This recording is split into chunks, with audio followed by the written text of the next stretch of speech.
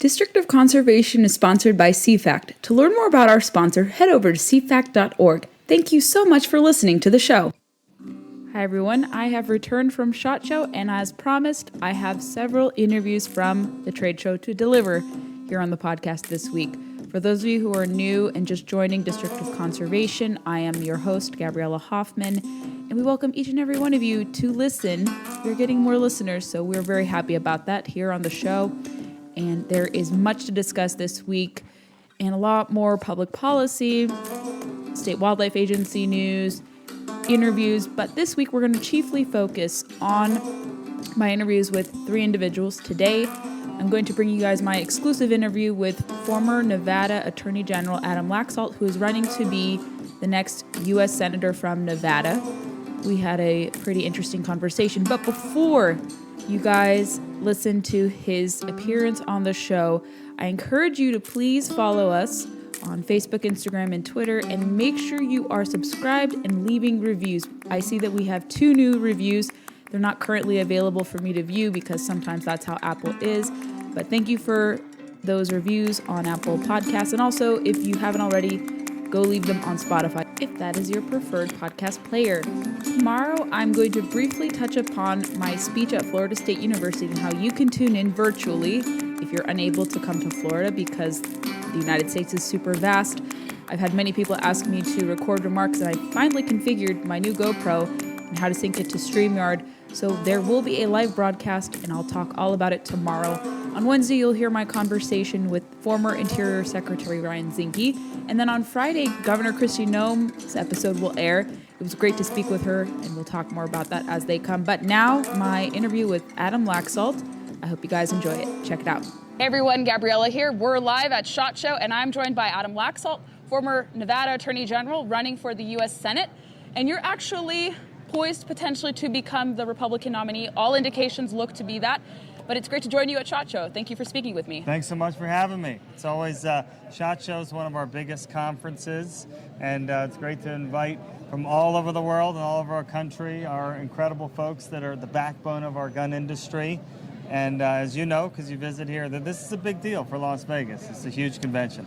It is, and Second Amendment rights are really big here in Nevada. Would you say so? And you're campaigning on that issue as well, nationally speaking too, right? You know, absolutely. The contrast between Catherine Cortez Masto, the incumbent senator that was handpicked by Harry Reid just a few years ago, the contrast couldn't be greater on the Second Amendment. She gets a 0 from the NRA. She's with us on absolutely nothing. Hopefully most of your viewers and readers know that as Attorney General, we stood for the Second Amendment from beginning to end. We had some really tough battles because, you know, people know this state's a bluing state. And we've got California sitting right next door. And so we actually sued a number of giant lawsuits in California to make sure people had the right to carry. But those of you that followed, a lot of us conservative AGs, we were a part of that movement that was pushing back against the Obama administration, pushing back against a lot of the laws and regulations that are greatly restricting our rights. What specific on the Second Amendment are you campaigning on and hope to deliver on if you were to be elected to the Senate? What positions? Concealed carry, reciprocity agreements, silencer deregulation, suppressor deregulation? What are you campaigning on? Well, of course, at the state level, we supported as much gun liberty as possible. I mean, the most important thing for me and the most important contrast for this race is having someone like me that's going to be able to help be part of the nomination process, someone that's going to be able to help, pick judges and vet people. My former Solicitor General is 45 years old. He's on the Ninth Circuit now. And as your viewers know, Lawrence Van Dyke, a current Ninth Circuit judge, he's doing some incredible stuff. He's writing some incredible opinions on a tough circuit. That's what I could bring to the table of really trying to make sure that we're digging deep. Don't get people that are just kind of flashing credentials or faking it just to get on the bench. We need to really drill down because, as the last few years have shown, our rights, our gun rights can be taken away just like that. Absolutely. And kind of segueing into a similar issue, conservation, Land use is a really big issue here in Nevada. You guys have over 60% of federal lands across your whole state. Where do you think the incumbent has fallen short on promoting multiple use or, let's say, sound energy policies? Because it seems like they're drifting more so towards preservationist environmentalism versus true conservation. The bottom line is my opponent stands with, the green crowd. She stands with the radicals, just like she does with everything, by the way. We're a very, very centrist state right now. We're really probably center-right as an electorate. But she doesn't stand with the people on anything. And this green agenda that she stands with is exactly what's hurting our middle class. It's exactly what's already given us really high gas prices, really high energy prices. And, for a party that pretends like they're the party of the middle class and the working class, I hope at least all our folks know that these policies are terrible for that. It's making that middle class lifestyle that just hundreds of thousands of people move to Las Vegas and Reno for that lifestyle, for a second shot. It's making it unaffordable. And it doesn't matter what real world numbers are presented to make them understand this stuff is not sustainable, it's not affordable. They continue to drive that agenda to appeal to their base. All of the above, is it still a feasible policy for Nevadans? Because your opponent likely wants to move away from oil and gas and exploring alternatives to just strictly solar and wind, which have shown to have a lot of limitations. Do you agree with her position, disagree with her position? There's no question that we need to be all of the above. And this is an example where it doesn't matter what numbers or reality you present. Solar and wind is simply not enough. It'll never get the job done. As we know, the sun can stop shining, the wind can stop blowing, and these things take energy just to be able to set them up in the first place. As we know, storage takes energy, so we're always missing kind of a huge piece of the green energy, movement that they talk about. But we need an all-of-the-above solution. And the last 12 months of the Biden administration, that Catherine Cortez Masto has supported, shows when you start going after these really radical policies, what does it give you? They shut down any leasing in federal lands. They shut down the Keystone Pipeline. They give a signal out that we're not going to do any more fracking or any of these other sources of energy. And immediately, surprise, surprise, we're shortage on energy, prices have gone up, and then they act like we don't know where this came from. Same with the inflation, where they've continued to spend, and then they're saying they're going to spend even more, and it's going to be transitory, even though it certainly didn't look transitory, and now we know it's not transitory. I think this is the story of where we are right now in America. This is where we are in my race, that the left and my opponent and what they believe in, nearly everything they believe in proves to be false. Proves that it won't work in reality and actually hurts everyday Americans.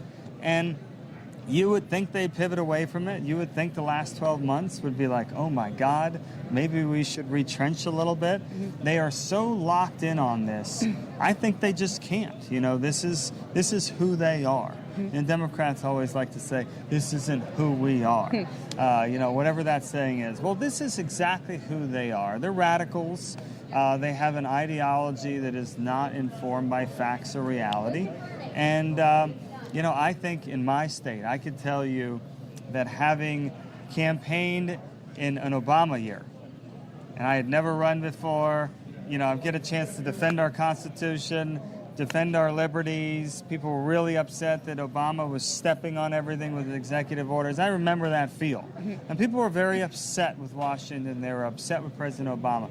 This is just a whole nother level. Is it really? It is a whole nother level of how upset people are, because then it was like, a few discrete issues.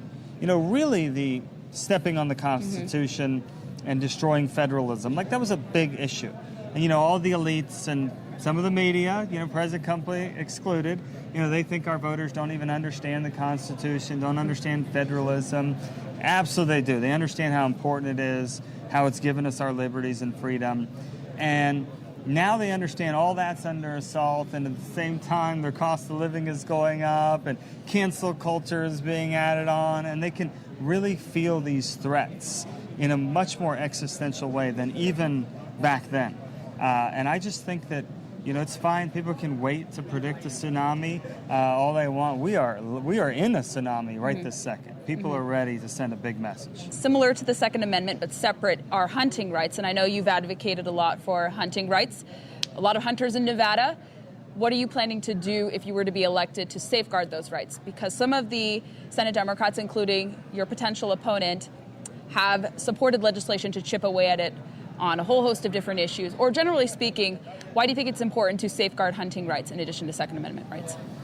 Hunting is a way of life for a lot of people. And certainly Nevadans that are multi-generational, they've hunted big parts of this state. It's a huge piece of bringing your son out. And I look forward to bringing I have a 4-year-old son now. I can't wait to do that with him. And so, it's so outrageous these people will not accept this lifestyle.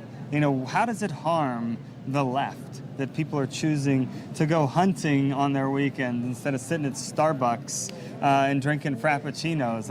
I just wish these people would finally learn to just let other people live different lifestyles and things that they care about. But, obviously at the state level, that's one thing. At the federal level, I'm a reliable vote against anything that would limit hunting. And again, we need to make sure that in the judicial world, if you have any judges, they're going to be weighing in on this thing, that we have good judges that also understand these values. Indeed. Yeah, hunting is conservation, as we say, in the greater scope of things. And they want to move away from that model to a more public use model. Sort of unrelated to our conversation. But yeah, no, it's good that more Republicans like yourself understand that. There's a lot of money. There's no question that comes in from hunting and the conservation efforts, and they always leave that piece off, that a lot of this stuff is almost fully funded by fees that hunters are paying. They're paying their way, and they're taking care of their environment along the way. So Adam, where could everyone follow your campaign, learn more about your platform, and perhaps maybe follow some of your advocacy on the Second Amendment and hunting issues? Sure, thank you so much. AdamLaxalt.com, it's pretty easy. And I could just tell you, this is the 51st seat. Many of you may know Herschel Walker and I are the two races that are part of winning the majority. We're both winning today. We're both Trump endorsed, and things look really, really good, but certainly love your support. Thank you so much, Mr. Attorney General. Thank you. And thank you everyone for listening and watching this conversation. Thanks for listening to this installment of District of Conservation. Find us on Facebook, Instagram, and Twitter to never miss a beat nor a guest announcement. Make sure you're subscribed to us on Apple Podcasts, our highest listening platform, and also find us on Spotify, which is also a popular choice, and wherever podcasts are played. If you ever have any questions, thoughts, concerns, go leave some reviews for us in these respective podcast players, especially Apple. And let us know what you'd like to hear or who you'd like me to interview next. We have much, much more content ahead in 2022. Thanks for listening, and stay tuned for the next episode.